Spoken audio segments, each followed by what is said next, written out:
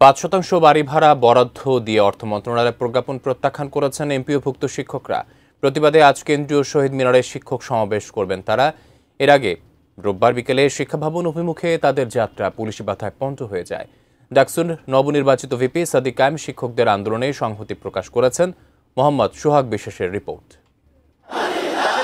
3 দফা দাবিতে টানা 8 দিন ধরে রাজধানীর কেন্দ্রীয় শহীদ মিনারে অবস্থানের পাশাপাশি অনশন করছেন বেসরকারি শিক্ষা প্রতিষ্ঠানের এমপিওভুক্ত শিক্ষক কর্মচারীরা। 8ম দিনের আন্দোলনের মাঝেই আসে অর্থ মন্ত্রণালয়ের প্রজ্ঞাপনের খবর। কিন্তু আন্দোলনকারীদের দাবি অনুযায়ী মূল বেতনের 20% বাড়ি ভাড়া নয়, মঞ্জুর করা হয়েছে 5%। এতে ক্ষোভে ফেটে পড়েন আন্দোলনকারীরা। বিজলি কেবলসের স্কিন কোটেড ইনসুলেশন আগুন প্রতিরোধী। বিজলি কেবলস, নিরাপদ আজীবন। এ প্রজ্ঞাপন প্রত্যাখ্যান করে শিক্ষা ভবন অভিমুখে যাত্রা করেন বিক্ষুব্ধ শিক্ষকরা। যদিও তারা হাইকোর্টের মাজার গেটের শিক্ষা চত্বরে গিয়ে পুলিশের বাধার মুখে পড়েন। সেখানেই ঘণ্টা দুয়েক অবস্থান করে দাবির পক্ষে স্লোগান দেন তারা। সরকার আমাদের দেব দেব বলে দীর্ঘদিন যাবত আমাদের ঠকিয়ে এসছে।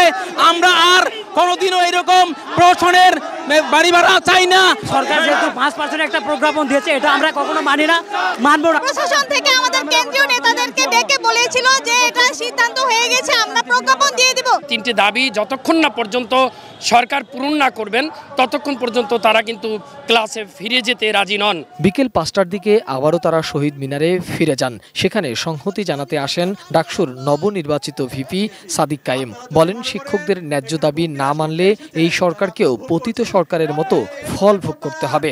আমাদের শিক্ষকদের ন্যায্য দাবি মেনে না নেন, তাহলে বাংলাদেশে ফ্যাসিবাদ, খুনি হাসিনা এবং তার দূষরদের যে পরিণতি হয়েছিল তার চাইতে খারাপ পরিণতি আপনাদের বলতে চাই। আপনারা হতাশ হবেন না, আপনারা হীনমন্য হবেন না। আপনাদের সাথে সারা দেশের ছাত্র সমাজ আপনাদের সাথে একত্রতা পোষণ করছে।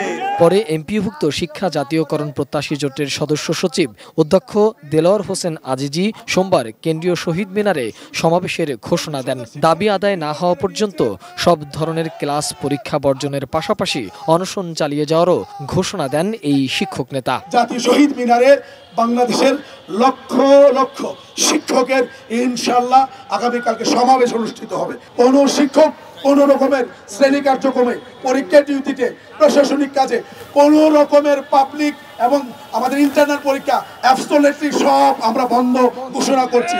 শিক্ষা নিয়ে প্রহসন। মোহাম্মদ সোহাগ বিশ্বাস, এটিএন নিউজ, ঢাকা।